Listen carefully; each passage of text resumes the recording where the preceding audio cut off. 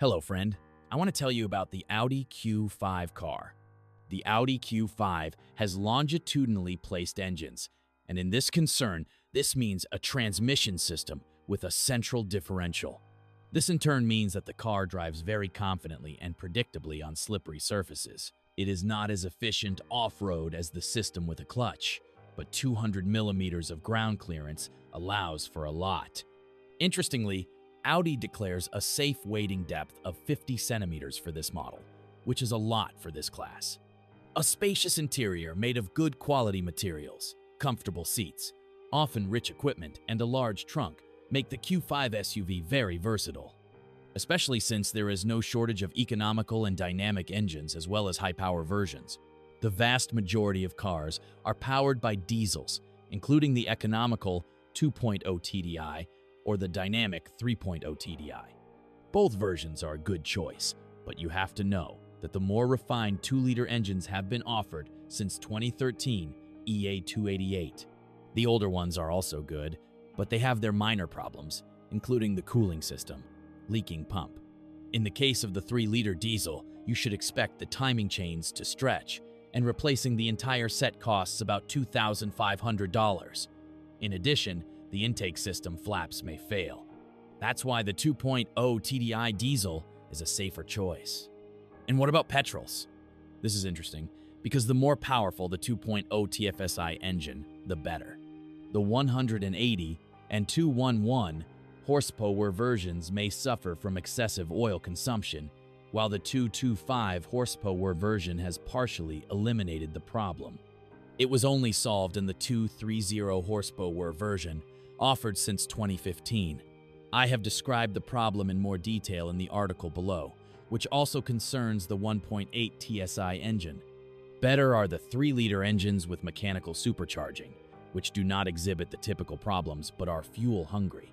The 3.2 engine is a riskier choice, because sensor and timing failures can require many interventions. I will also emphasize that all petrol engines have direct fuel injection.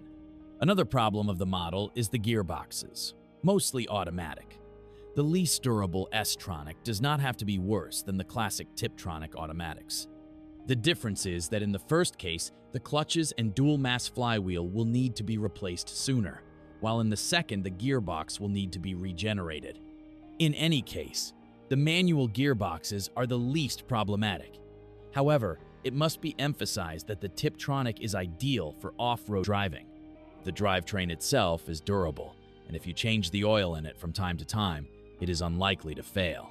However, not every version of the Q5 had Quattro. The weakest diesels with 143 horsepower and 150 horsepower had 4-wheel drive as an option. Apart from the issue of engines, the car's failure rate is not high. These are usually minor issues, such as a leaking sunroof, faults with the lighting, multimedia system, or onboard computer. The multi-link suspension is surprisingly durable.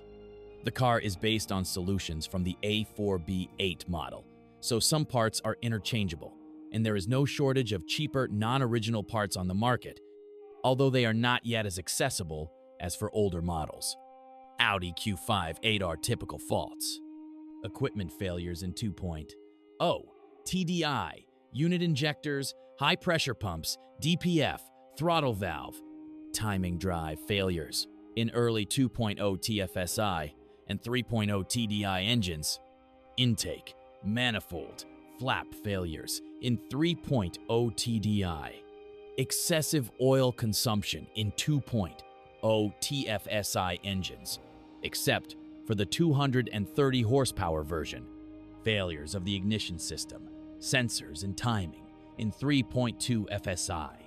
Automatic transmission failures. Multimedia failures. What to look for? Diesels are best.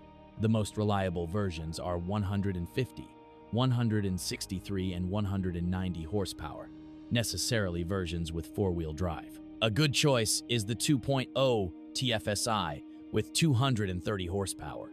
What to avoid? Cars with TFSI engines other than the one mentioned above, unless they have been repaired and modified to eliminate the oil consumption problem. Thanks for listening to me. Don't forget to subscribe to the channel and rate my video. If you know of any problems with this car that I haven't mentioned, be sure to write about them in the comments.